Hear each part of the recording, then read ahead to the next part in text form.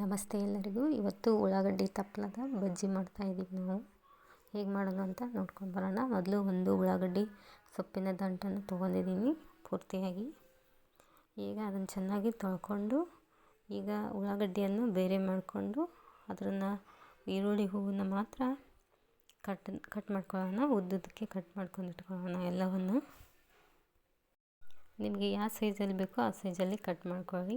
ನಾನೀಗ ಉದ್ದುದಕ್ಕೆ ಮಾಡ್ಕೊತಾ ಇದ್ದೀನಿ. ಈಗ ಮತ್ತೊಮ್ಮೆ ತೊಳೆದಿಟ್ಕೊಳ್ಳೋಣ. ಈಗ ಕಡಲೆ ಹಿಟ್ಟು ತೊಗೊತಾ ಇದ್ದೀನಿ, 1-2 ಕಪ್ಪು. ಅದನ್ನು ಚೆನ್ನಾಗಿ ಜರಡಿ ಮಾಡ್ಕೊತಾ ಇದ್ದೀನಿ ನಾನು. ಅದನ್ನೆಲ್ಲ ಜರಡಿ ಮಾಡ್ಕೊಂಡಾಗಿದೆ. ಈಗ ಸ್ವಲ್ಪ ಉಪ್ಪನ್ನು ಹಾಕ್ತಾಯಿದ್ದೀನಿ. ಒಂದು ಸ್ವಲ್ಪ ಅಜವಾನವನ್ನು ತಿಕ್ಕಿ ಹಾಕ್ಕೊತಾ ಇದ್ದೀನಿ.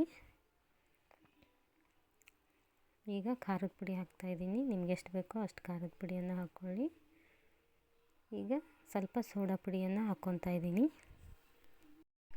ಇವನ್ನೆಲ್ಲವನ್ನು ಚೆನ್ನಾಗಿ ಮಿಕ್ಸ್ ಮಾಡಿಕೊಂಡು ಈಗ ಸ್ವಲ್ಪ ನೀರು ಹಾಕ್ಕೊಂಡು ಈಗ ಬಜ್ಜಿ ಹಿಟ್ಟಿಗೆ ಹೆಂಗೆ ಬೇಕೋ ಹಾಗೆ ಕಲಿಸ್ಕೋಬೇಕು.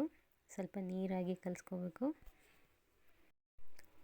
ಹಾಗೆ ಸ್ವಲ್ಪ ನೀರು ಹಾಕ್ಕೊಂಡು ಚೆನ್ನಾಗಿ ಹದ ಬರೋ ಹಾಗೆ ಕಲಸಿಟ್ಕೊತಾ ಇದ್ದೀನಿ. ಈಗ ನಾನು ಈ ಆಕಾರದಲ್ಲಿ ಕಟ್ ಮಾಡಿ ಇಟ್ಕೊತಾ ಇದ್ದೀನಿ. ನೀವು ಹಾಗೆ ಕೂಡ ಮಾಡ್ಕೋಬೋದು. ಒಂದೊಂದಾಗಿ ಎದ್ದು ಎಣ್ಣೆಯಲ್ಲಿ ಹಾಕ್ಕೋಬೇಕು. ಹಾಗೆ ಕೂಡ ಕಟ್ ಮಾಡಿದರೆ ಈಗ ಎಣ್ಣೆ ಕಾಯಕ್ಕೆ ಇಟ್ಕೊಂಡಿದ್ದೀನಿ ನಾನು. ಈ ರೀತಿ ಕಟ್ ಮಾಡ್ಕೊಂಡಿದ್ದೀನಿ. ಇವನ್ನೆಲ್ಲವನ್ನು ಹಾಗೆಯೇ ಹಿಟ್ಟಲ್ಲಿ ಹಾಕಿ ಕಲಿಸಿ ಇಟ್ಕೊಂಡಿರೋ ಹಿಟ್ಟಲ್ಲಿ ಹಾಕಿ ಈಗ ಎಣ್ಣೆ ಕಾದ ನಂತರ ಎಣ್ಣೆಯಲ್ಲಿ ಹಾಕ್ಕೋಬೇಕು.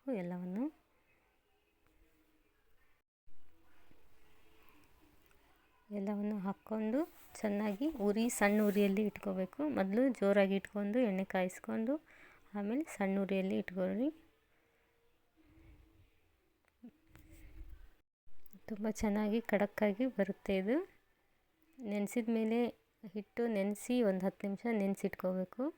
ಇನ್ನೂ ಚೆನ್ನಾಗಿ ಬರುತ್ತೆ. ನಾನು ಈ ರೀತಿ ಕರ್ಕೊಂಡಿದ್ದೀನಿ.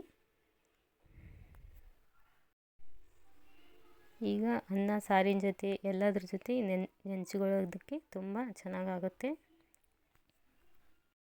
ನೀವು ಕೂಡ ಒಂದು ಸತಿ ಟ್ರೈ ಮಾಡಿ.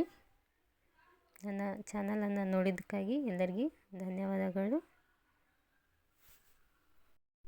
ಹಾಗೆ ನನ್ನ ವಿಡಿಯೋ ಇಷ್ಟವಾದಲ್ಲಿ ಒಂದು ಲೈಕ್ ಮಾಡಿ. ಎಲ್ಲರಿಗೂ ನಮಸ್ತೆ.